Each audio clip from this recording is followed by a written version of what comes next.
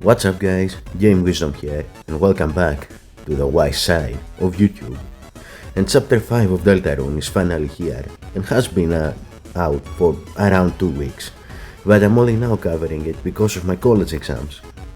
But they're over now, so it's about time I talked about chapter 5. And honestly, chapter 5 didn't give us that much when it comes to lore, but what it does have made me rethink and come to greater understanding about the story Toby is trying to tell. And I have some very interesting theories about it. Now I'm going to be covering a lot of topics in this video, so I'll have timestamps in the description which you can use to find any sections you might be interested in, if I don't forget to add them. Now I have a lot to talk about, and this intro is pretty long, so I better get into it. Also, there will be massive spoilers for chapter 5, so proceed with caution. And I have one last little disclaimer before I get into it. I will not be covering the weird route in this video, mostly because I already have a lot of topics and this would not be extremely long, but also I believe it would be a lot better if I cover the weird route in its own video to give it the time and quality it deserves. So I will not be covering it today, but maybe I will at some point in the future as like a sequel to this video, we'll see.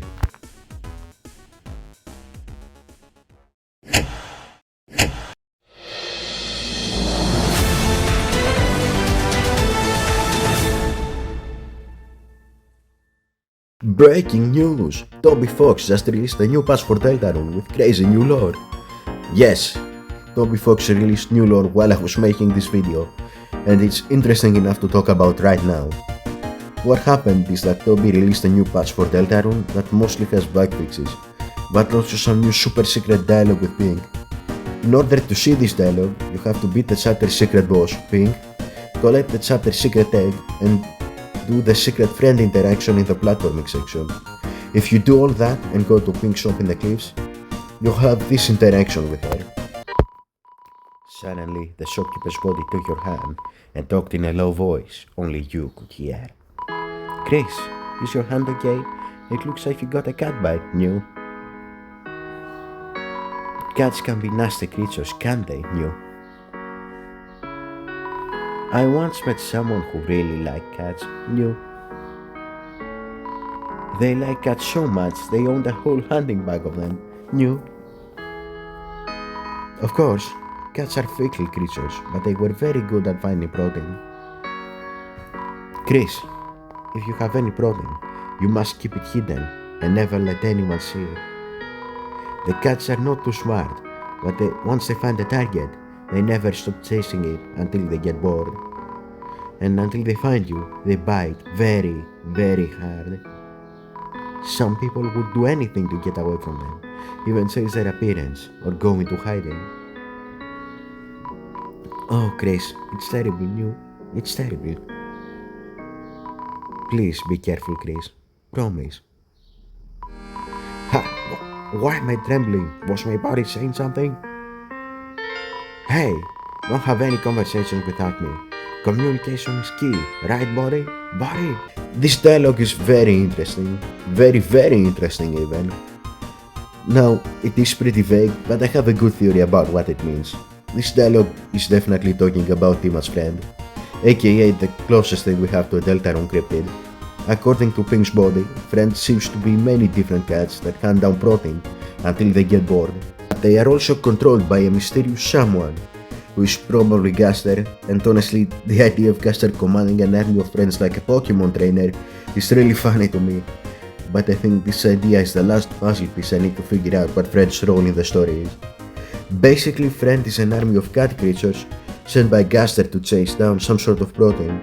That protein is the soul inside Chris. The soul that Gaster wanted to put in the vessel before being interrupted in the beginning of the game.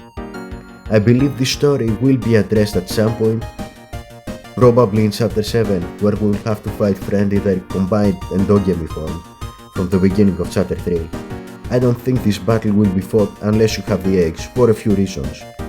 First of all, you need to have the chapter 5 egg to even trigger this dialogue in the first place. And furthermore, eggs are a great source of protein. And Pink specifically mentions that the cats won't rotting, so this would basically make Friend the secret boss for chapter 7. When I was taking this new info about Friend, an interesting idea popped into my head. What if we see the friends in chapter 7 and the thing commanding them is the pointy tail of hell, which is actually Gangster's mouse cursor? There isn't really any evidence for this other than the pointy tail looking like a mouse cursor, but I just think it's cool.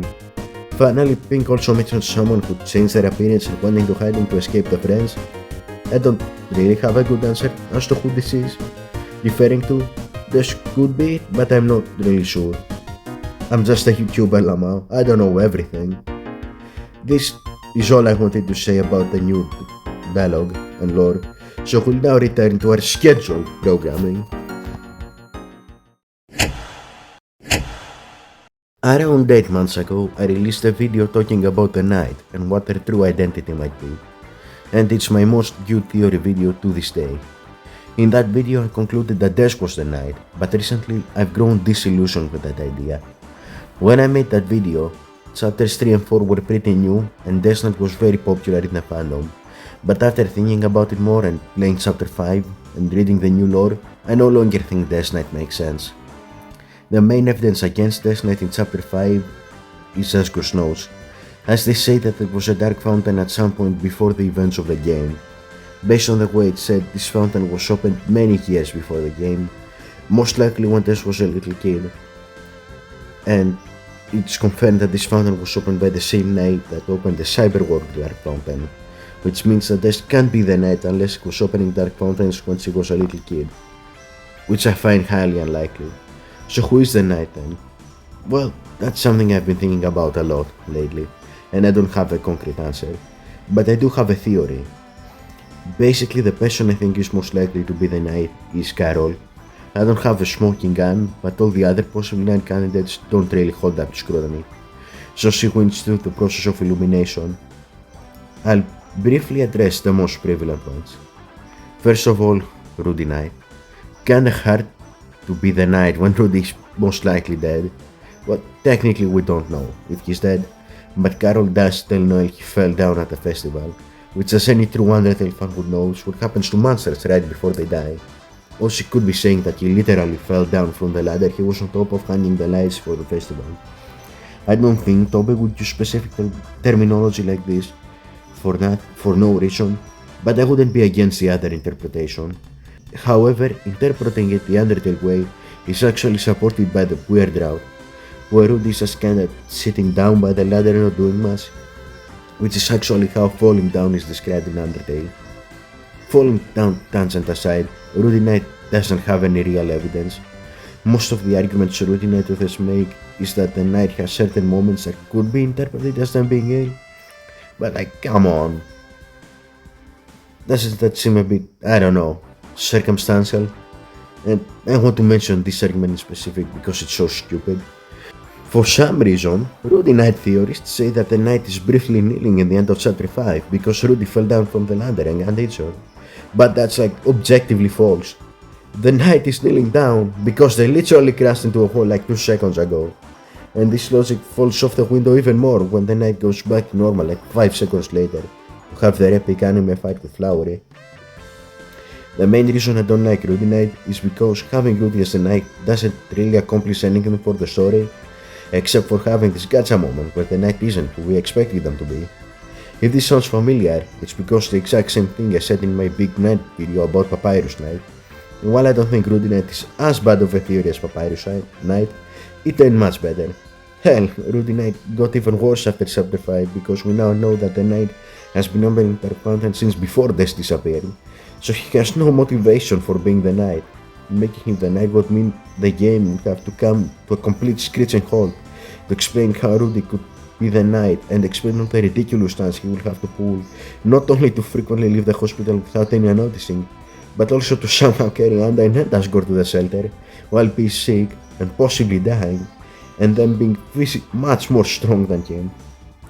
The biggest problem with this theory is that Carol Knight does everything Rudy Knight does, but without any crazy leaps in logic, and also fits into the story much better.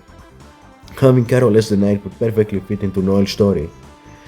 We know they don't have a great relationship and Noel has a difficult time standing up to her, So having Noel realizing that the villain of the story is her mom and finally standing up to her and defeating her in a duel would be a great way to end the story. Also, we know for a fact that Carol is involved with the Knight somehow because she is the voice in the phone in chapter 4, unlike Rudy who has basically no connection to the Knight. And no, Noel Chris amalgamate Knight theory ain't correct either. There's so much mental gymnastics you have to even consider and think that the evidence they provide is honestly laughable. But I won't go into it right now. Instead, I'll link this awesome video by the ELDD which explains why this theory doesn't work very well. Now, as to why Carol would be opening dark fountains, well, I'll get into that later, because it fits the general story speculation very well. So let's get into that. For this part of the video, I'll present my outline for the game's main story, and then I'll go into more specific speculations about each upcoming chapter in their own section. Now for the main story speculation, I believe the game is setting up a confrontation with the Fang Gang and the Roaring group chat, probably in the shelter, with Chris in the middle of this conflict playing both sides. Kinda. They're definitely aligned with the Knight, we know that much. They entered the shelter in the end of chapter 3 and they conspired with Carol in chapter 4. And they even tried to destroy Asko's shelter code before Susie can get it. And they were doing something between chapters 4 and 5. They leave in the end of chapter 4 during the night and only come back at the start of chapter 5 in the morning. It's hard to know what happened exactly, since in the end of chapter 4 the cage is uncovered with a blanket, but is in the start of chapter 5, which implies Chris came back at some point, covered the cage with a blanket and then left again to do whatever it is they did. My guess is that they were planning out with a Roaring group chat, probably in the shelter. What I'm trying to say is that Chris is teamed up with a Knight but is forced to fight them because of us, the soul controlling them, so they'll be forced to throw the fight in more subtle ways, in the Knight fight in chapter 3. Now I want to talk about something I intentionally left out before, the Knight's motivation. After chapter 5 came out, my perspective on the Knight changed significantly. I no longer have a solid grasp for who the Knight is or what their motivation is. But as I said before, I think Carol is the most likely candidate. The real evidence against Carol Knight is that it's nearly impossible that she would get to the church in time. But I believe there are ways she could have gotten to the church, most likely through one of the doors in her house we can't enter, likely the one in the kitchen behind the piano, since she went to the kitchen to yell at Noel. Even if you think Carol making it to the church is a leap in logic, it is still not as bad as the multiple larger leaping logics Rudy Knight has. The part where it gets complicated is the motivation. For a long time I thought Carol was opening dark fountains to save Des, but as of chapter 5 this logic no longer works, not only because we know the Knight was opening dark fountains before Des disappeared, but also because in the weird route Noel says that Des left, which implies that she simply ran away. But despite all that, I have a theory that can explain why Carol would open dark fountains. Carol, Chris and whoever else is part of this Roaring fan club are opening dark fountains and have this entire evil plan because of the prophecy. We know that the prophecy says what will happen, and extremely accurately sometimes. So my theory is that the prophecy somehow influences the people of Hometown to fulfill it, and chapter 5 proves my point. In chapter 4, Gerson talks about his book, Lord of the Hammer, which we know is based on the prophecy, and for chapter 5, he says that the field of pink and gold will be burned in an inferno of jealousy. And this does happen in chapter 5, just in a more symbolic way. What I mean is that in chapter 5, Ralsei's jealousy over Flowery makes him use his fire magic for the first time. And Ralsei is the character that wants to prevent the prophecy more than anyone else and change the ending. Follows the prophecy to a T in this chapter, seemingly without realizing it. The prophecy is somehow influencing the people of Hometown and the Dark Worlds to fulfill it. How the prophecy influences people is harder to explain, but we don't really know all that much about how the prophecy was even established. Ralsei says it was foreshadowed by time and space, and that very specific wording implies Gaster had something to do with it. And honestly, I'm not surprised. It really does seem like deltarune is part of Gaster's very interesting experiment he was talking about in entry 17, and we don't really know how powerful Gaster is, but he definitely has some control over this world, so it wouldn't be too crazy to assume he caused all of this. To summarize, Carol is doing night things and trying to cause the roaring because the prophecy/Gasta is influencing her. Now it's finally time to move on from this and talk about chapter specific theories. But before we do, if you have watched this far into the video, it means you must like my content. So subscribing to the channel will be a great way to support me, and make sure I make more videos in the future and you don't miss them. Chapter 6 is the first time ever I believe that we don't have a solid idea about what the next Dark World is. But there aren't many places the Dark World could be in, so I think I can reasonably predict where it will be. So let's get into that. There are two possible locations the Chapter 6 Dark World could be in: the hospital or the Holidays Mansion, because the other places in town have already had Dark Worlds or aren't important enough to have one, or at the shelter, which is most definitely going to be in Chapter 7. Between the other two locations, I think Noel's house is more likely. First of all, I think Noel's house will make a better Dark World than the hospital. The hospital has 3 rooms, and Noel's house is way bigger and has way more interesting objects to turn into darkness. And it also makes sense story-wise as well. In Chapter 5, Susie says she wants to go back to Noel's house and search for the shelter code. And in the end of Chapter 5, she says that they need to tell Noel about the Dark Worlds. So it makes sense that early on in Chapter 6, probably, after exploring the Light World, so we can go back to Castletown and give some the last Shadow Crystal. Actually, now that I think about it, Chapter 6 should take place on a school day, so that's probably how the chapter starts. We start in the school, and then go to Noel's house after probably using the group project as an excuse. And we'll be free to explore the Light World and Castletown before going there. After that, Susie explains the Dark World to Noel, and she opens a dark fountain out of desperation, since Rudy's like 90% dead, and it has been established that Noel wanted to use the healing spell from her game to heal Rudy, so it makes sense that she would use the Dark World to heal him. The Dark World in Noel's house is going to be the Ice Palace from Dragon Blazers, and will probably have the maze segment where only Noel will know how to solve it, like in the short route in Chapter 3. The story of this chapter will be about Noel coming to terms with sealing the Dark Fountains and letting Rudy go. He could have already died and could be brought back as a dastard-like person in Chapter 4, but I'm not very confident in that idea. In the end, the Dark World will be closed, and I wouldn't be surprised if Chapter 6 ends with the reveal of the Knight's identity and or the roaring, leading into Chapter 7. Speaking of which, Chapter 7 is where speculation gets tricky. There are so many loose ends to tie up that it would need to be a massive chapter to even satisfyingly answer all of them. But I have some ideas. Chapter 6 ends with the roaring happening and Hometown being thrown into chaos.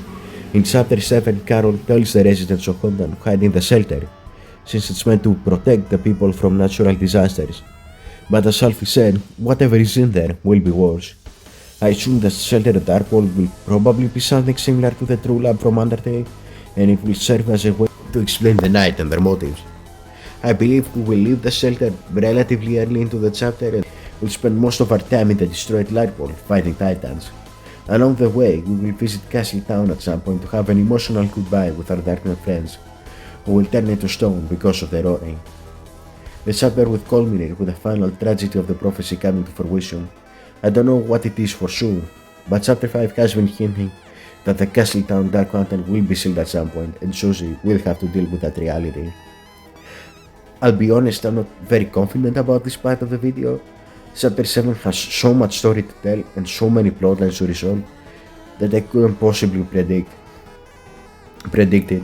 But what I do know is that we'll enter the shelter and Friend will be involved somehow to tie up the secret boss hidden lore plotline. Speaking of which,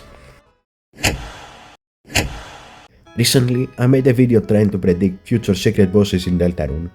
I was very wrong about Chapter 5, since Hatsune Miku wasn't hinted at all, but I do think I was right about Chapter 6. I do still think Som will be the next secret boss, but we now have more information about Shadow Crystals, so let's talk about that. In Chapter 5, Som explains that Shadow Crystals hold the power of lost dreams, something that to us is useless, but Som can make something, quote, Very, very interesting, as he says. This is the second time Som has quoted entry 17. Clearly he knows a lot, but anyways, this power of lost dreams is the power of the shadow crystals, and that does track with the secret bosses. Spamton had a dream of becoming a big shot. Gerson didn't use his crystal because he achieved his dreams, and similarly Pink achieves her dream of finding a body she likes by the end of her boss fight and gives her shadow crystal to Chris. The Knight could fit into this depending on who you think it is, but Zevel is the only secret boss that doesn't really have a dream to justify his crystal. Not one that I can think of at least. But anyway, what will Som actually do with the shadow crystals?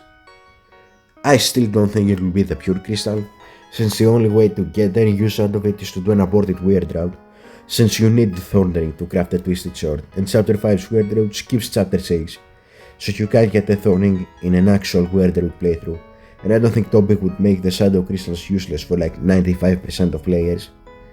I still have the same opinion as in that video. Now, I want to talk about another secret in Deltarune that I haven't really talked about before on the channel. The Forgotten Man.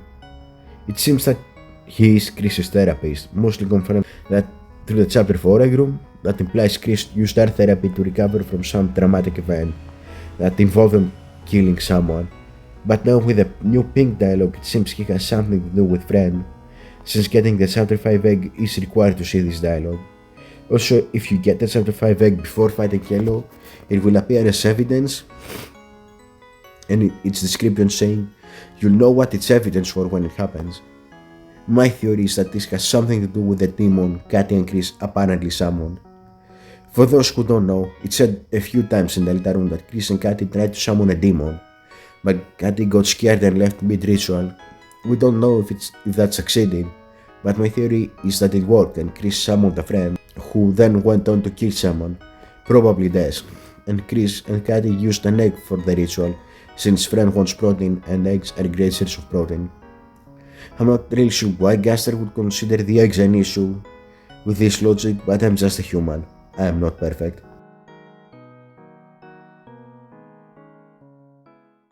Deltarune Chapter 5, while not having as much lore as other chapters, had a lot of interesting bits and pieces that honestly changed the way I viewed the story quite a lot. It's definitely very, very insane how much the theorizing landscape has changed over the years. I've been part of this community for a long time, and I have seen how our ideas for the game changed since the Chapter 1 days until now. And even mine have changed. Like last year, I was convinced this was the night, but now I don't think so anymore. I really don't. And it honestly seems like Chapter 6 will be very big when it comes to the story and will probably answer a lot of our questions. Honestly, I'm very excited, and it seems we won't have to wait that long as it is confirmed to be coming out next year. So, honestly, it won't be long till we get the answers we want. I especially want to know what will happen with the shadow crystals. Like, this is a plot that's been very interesting to me and I wanna know where it goes. Now, this video is basically all my random thoughts and theories that I had right after playing Chapter 5. It's not supposed to be super comprehensive, and I would honestly like to expand and explore these topics in their own videos at some point. Yeah, honestly, Chapter 5 was very, very good. Had a lot of fun playing it and had a lot of interesting ideas when it comes to the lore, and I'm very excited to cover it in this channel. I'll see you guys again in my next video, whenever that is. But until then, I'm Game Wisdom, this was the Wise Side, and I'll see you in the next one.